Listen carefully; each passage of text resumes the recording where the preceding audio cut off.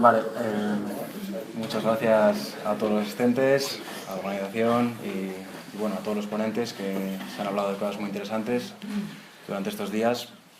Y bueno, nosotros está a la vista, no tenemos tanta experiencia y tantos años de investigación, pero bueno, a nosotros nos toca hablar de oportunidades, de futuro, y es lo que nos interesa en el tema de las ciudades.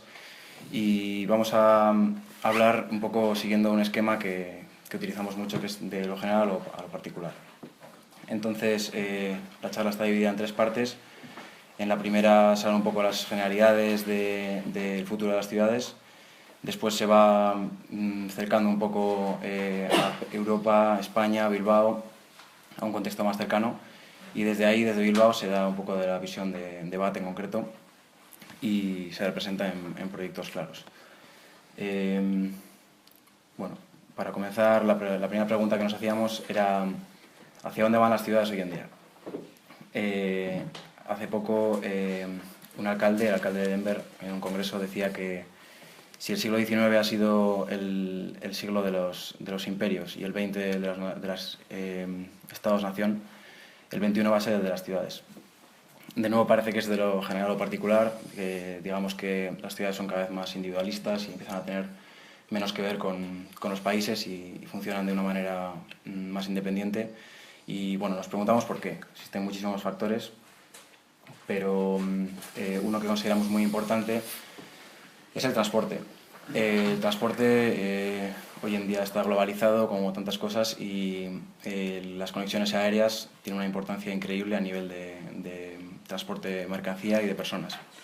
Y esto se produce en ciudades muy concretas. De hecho, bueno, esto es un estudio que hizo la Universidad de Harvard con Rem Koolhaas y sintetiza estos grandes nodos intercontinentales que se producen y que crean cosas muy curiosas, como por ejemplo que Nueva York y Londres parecen estar más cerca en muchos sentidos que un pueblo de Inglaterra con respecto a Londres.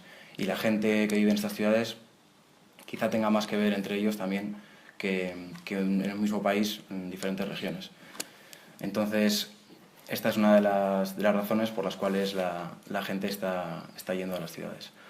Este es el porcentaje de población urbana en 1970, grafiado en colores simples, y esto es en el 98.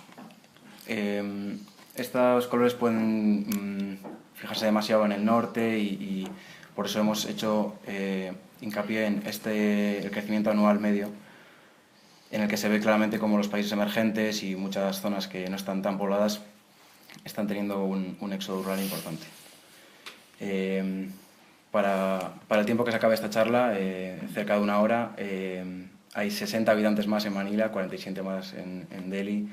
Y esto es muy gráfico. Imaginaros ahora mismo, en cada minuto está una persona registrándose en un ayuntamiento en Manila y en una hora va a haber 60 habitantes más en estas ciudades y es una cosa que cuesta calcular. Son números increíbles. Como el nuevo urbanismo tiene tanta importancia en estos países, se están creando un montón de neologismos de los que se está hablando mucho. Internet de las cosas, ingeniería social, las TIC, la sostenibilidad, el ecodiseño, la domótica, la inmótica. Y la palabra smart, que ahora está en todas partes. Ahora todo es smart, smartwatch, smartphone, smart TV, y se está empezando a hablar de smart cities también. Entonces, nos interesa ese concepto y es un concepto muy difícil de definir. De hecho, es una definición muy vaga.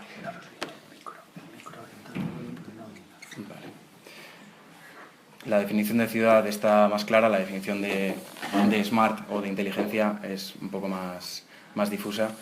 Entonces, bueno, lejos de intentar definirlo claramente, lo relacionamos con la evolución y con el progreso claramente.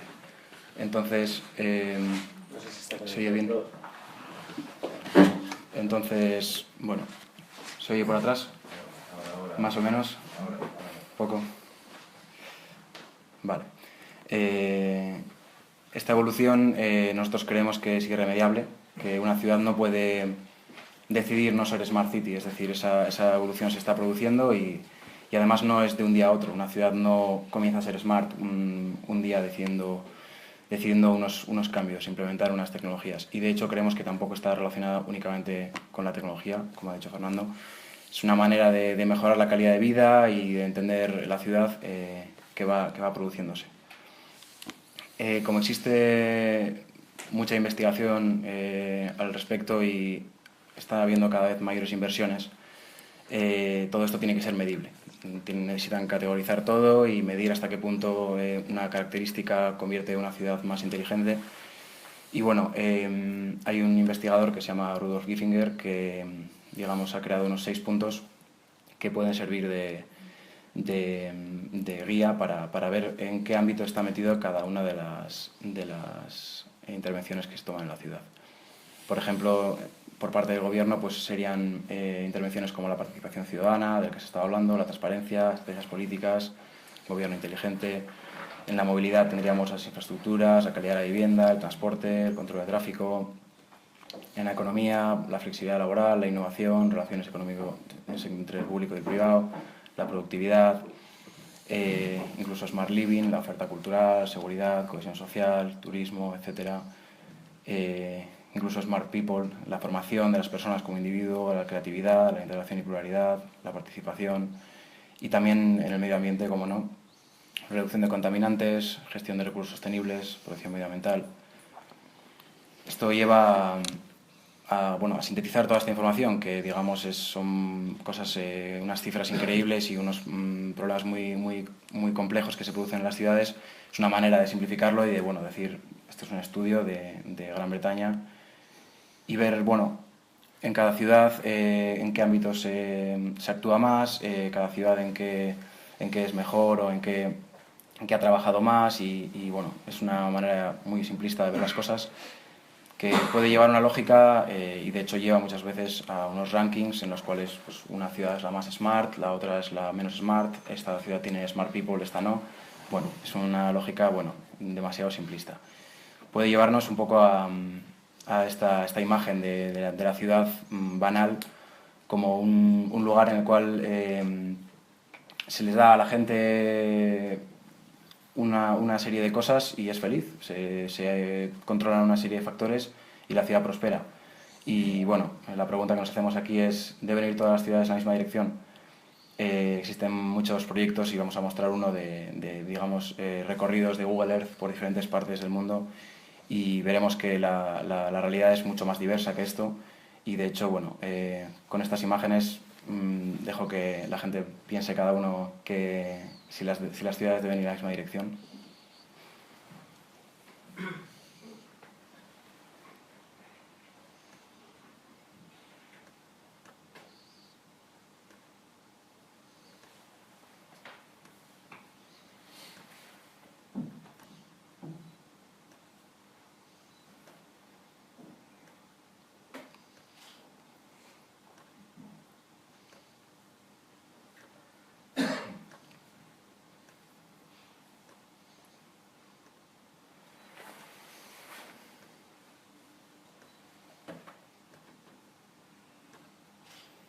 Bueno, me imagino que la mayoría de la gente estará pensando en que no, y debemos recordar que sí y no. Hay cosas, unas problemáticas globales en las que la gente tiene que estar de acuerdo, como se ha comentado antes, la contaminación, el calentamiento global. En esas cosas no se debe de dudar, y es cierto que la gente debería estar de acuerdo. Y luego, por supuesto, no. La realidad es mucho más diversa que este tipo de videojuegos y que este tipo de lógicas, y cada ciudad tiene una problemática local, una topografía, una geografía, un clima, unos ciudadanos diferentes, cada uno con sus problemas, una problemática social. Incluso a nivel de arquitectura y economía, cada uno tiene que tener un estilo arquitectónico, se debe posicionar de una manera, tiene una política concreta, y esto nos lleva a que cada ciudad debe tener un posicionamiento. En el momento en que hablamos de esto, tienes que pensar un poco en qué contexto se tiene que posicionar cada ciudad, y entonces, de esto va a hablar más mi compañero Igor,